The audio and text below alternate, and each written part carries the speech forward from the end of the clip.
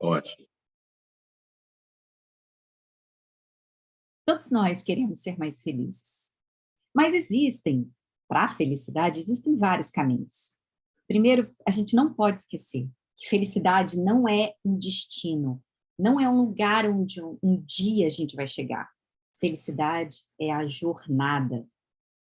E aqui no programa Caminhos da Felicidade, a gente recebe toda quinta-feira convidados muito especiais que compartilham com a gente qual é o seu caminho para a felicidade, qual é a sua jornada. E hoje a gente tem um convidado muito querido, Fábio Flores. Eu adorei a forma como o Fábio, como ele colocou na mini bio, né? Eu pedi uma mini bio, ele colocou assim, uma pessoa que decidiu brincar de ser feliz. Fábio, eu amei isso. Então, seja muito bem-vindo aqui ao programa Caminhos da Felicidade. É uma honra ter você aqui com a gente. Uma super alegria. Seja bem-vindo. Eu também, é muita alegria para mim, e especialmente nessa véspera de Natal, eu posso receber como um presente. Foi um presente de Natal poder fechar o ano conversando contigo, que é uma pessoa que me inspira muito, é uma referência nesse estudo, no campo de estudo sobre felicidade. Você mergulhou muito fundo e para mim isso aí é altamente inspirador. Alimenta a minha criatividade, já que a gente está falando sobre isso. Ai, que bom. Então, já vamos puxar o gancho no tema de hoje. A gente vai falar sobre criatividade, ou seja, criatividade como um dos caminhos para a felicidade. Fábio, conta um pouquinho para a gente como é que é essa relação entre criatividade e felicidade. Eu vou te contar uma história que conta um pouco de como que a criatividade entrou no meu caminho, como entrou na minha vida. E entrou de uma maneira definitiva. Eu era criança, eu acredito que eu tinha, sei lá, 11 anos, talvez. E eu estava vendo que eu não tinha uma bicicleta. E década de 80 era muito complexo. Na década de 80 era muito complexo você imaginar de você ter uma bicicleta, porque era caro e tal, poucas pessoas tinham. Eu falei, pô, eu vou passar minha infância inteira sem bicicleta. Até que eu vi o programa dos Trapalhões, e vi que no programa dos Trapalhões eles sorteavam uma bicicleta no final. Tinha o quadro lá, não esqueça minha calói. As crianças do Brasil inteiro mandavam cartas para participar. Eu falei, é minha chance de ganhar uma bicicleta ali. E eu olhava com aquilo com tanta fé, que um dia eu podia ganhar uma bicicleta do Didi, que cada sorteio, mesmo sem eu ter mandado carta, eu imaginava que ele ia ler meu nome. Sabe? Eu falava, aí eu observei com tanta atenção aquilo que eu imaginei que toda carta que o Didi lia, as crianças contavam uma história muito triste, sabe? Era uma história muito triste que as crianças contavam. E eu comecei a pensar, poxa, talvez isso nem seja um sorteio, né? Seja um campeonato de tragédia, que as crianças contam cada coisa. E eu falei, eu vou escrever a carta mais triste que o Didi já leu. Vai ser uma carta muito triste. O Didi vai ficar com tanta pena que ele vai me dar uma bicicleta. Eu escrevi essa carta, escrevi uma carta lá, sabe? Falando um monte de miséria, assim, que meu pai é um miserável, que ele não tem condição nem de trazer comida para dentro de casa, e que muitas vezes eu durmo com fome, que meu sonho é ganhar uma bicicleta, eu vejo meus amigos de bicicleta e eu choro. Eu comecei a escrever esse tipo de coisa, né? Absurda. Só que eu peguei, escrevi a carta, coloquei no envelopezinho e pedi para o meu pai levar essa carta aos Correios. No meio do caminho, ele decidiu praticar um crime, né? O crime de violação de correspondência. Ele leu a carta, sabe? E quando ele leu a carta, ele chorou, sabe? Ele chorou, ficou profundamente sentido. Naquele mesmo dia, ele fez um empréstimo e comprou uma bicicleta para mim, Ai, sabe? E quando ele... Não, você não imagina, foi muito louco. E quando ele chegou com a bicicleta lá no bairro, eu vi ele empurrando a bicicleta na minha rua. Eu falei, nossa, como o Didi é bom, a carta nem chegou, ele já mandou uma bicicleta. E aí, meu pai chegou perto e me explicou o que tinha acontecido, né? Que ele tinha lido a carta e que ele tinha ficado profundamente sentido e tal. Eu falei, não, pai, não precisa ficar preocupado com isso, não. Na verdade, era tudo mentira. Eu só queria ter uma história triste, porque Didi da bicicleta para quem tem história triste. Ele falou, Fábio, tudo é mentira. Eu falei, era só para ganhar, né? Aí ele falou, Fábio, se o Didi tivesse lido essa carta, ele não te dava uma bicicleta, não, ele te dava uma moto, sabe? Tava muito triste isso. E ele contando, e ele me falando aquilo, mas ele me chamou muita atenção. Ele falou, Fábio, o que você fez foi horrível. E você me fez pedir um empréstimo, eu não sei como eu vou pagar isso, tá apertada a minha situação. Eu fiquei triste porque você contou tanta mentira, mas eu fiquei muito feliz porque você mostrou muita criatividade. Eu não sabia que você era tão criativo, Fábio, de verdade. O seu texto me emocionou mesmo. Qualquer pessoa que lesse a carta ficaria emocionada. Você é muito criativo, Fábio. Usa essa sua criatividade, sabe? Ele começou a me estimular naquele momento. E a partir daquele dia, eu decidi agir e reagir na vida como uma pessoa criativa. Eu não aceitava ser menos do que o meu pai me falou. Eu fundei uma crença, a crença é que eu era uma criança criativa, que eu era uma pessoa criativa. E usei isso em todos os espaços que eu fui, né? Na escola, por exemplo, tinha que apresentar trabalho, o trabalho sobre a Segunda Guerra Mundial, ficava com meus amiguinhos lá com cartolina lá na frente, folha de papel ao maço, aquilo tudo. E eu falava, galera, vamos fazer um teatro sobre a Segunda Guerra Mundial, vamos pensar, juntava os coleguinhas, escrevia o texto, dirigia, a gente apresentava. Vai ter um trabalho sobre sistema digestivo, a gente inventava, eu falava, vamos fazer uma paródia, galera. Aí um traz um violão, você traz uma percussão, você canta, você faz coreografia. Eu criava essas loucuras dentro de sala de aula e apresentava. Então, desde a infância, a criatividade ela se fez presente na minha vida como crença. Eu me permiti acreditar que era criativo. E essa permissão que eu dei para mim foi fundamental. Ela governou a minha vida, verdadeiramente. E nesse sentido, como você falou que eu coloquei na bio, e para mim é muito verdade, eu, a partir daquele momento, decidi brincar de ser feliz, sabe? Para mim, a felicidade é uma brincadeira, uma boa brincadeira para quem se dá a permissão. E a criatividade foi o caminho, sabe? Foi a ferramenta principal para esse processo. Nossa, maravilhoso. E assim, para quem está acompanhando a gente, né, de que forma que a gente pode incorporar essa criatividade, né? Porque às vezes a gente acha que criatividade é um dom. Não, tem pessoas que nascem com esse dom mágico, mas assim como a felicidade, eu acredito, e você é o especialista, que a criatividade também é uma habilidade que pode também ser desenvolvida. E aí, como que a Sim, gente traz um pouquinho, né? Você precisa nascer criativo, genial, ou você pode incorporar isso e isso ser uma dessas ferramentas para a felicidade?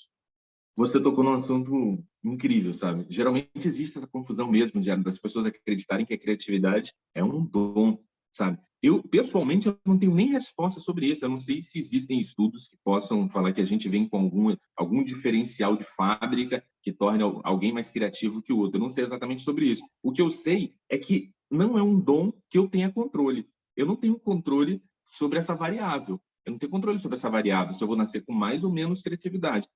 A variável que eu controlo é o quanto eu vou me esforçar, o quanto eu vou me dar força para construir caminhos de criatividade na minha vida. O exercício, a criatividade, acima de tudo, é a arte e a ciência de resolver problemas.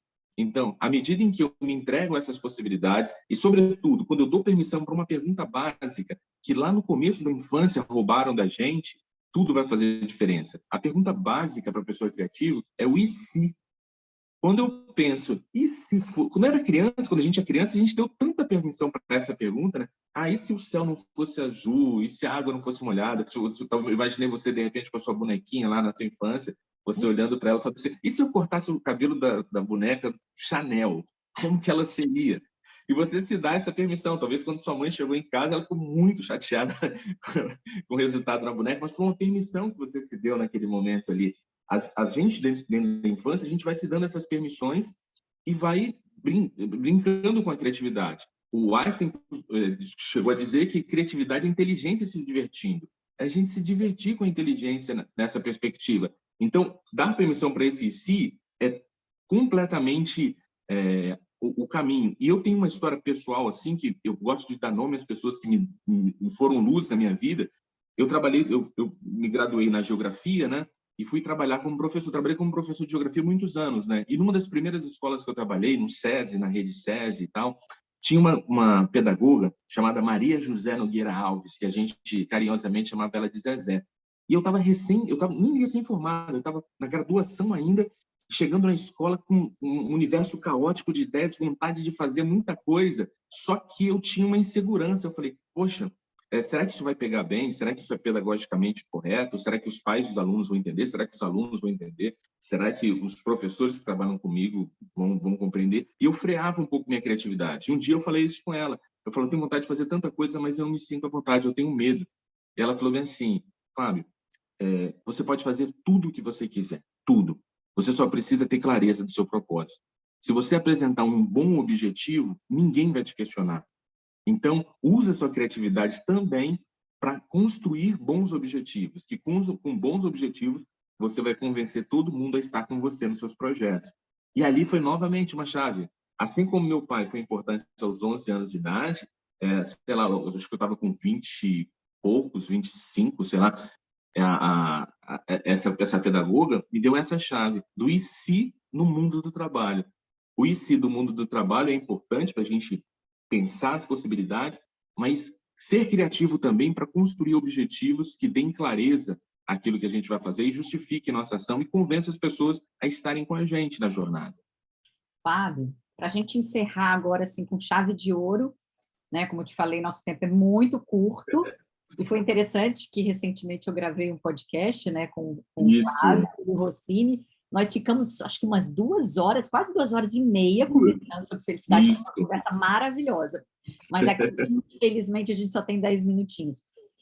Sim. Como que a gente traz essa criatividade para a gente encerrar? Para a nossa felicidade, como é que a gente utiliza a criatividade para construir e cultivar essa felicidade diariamente?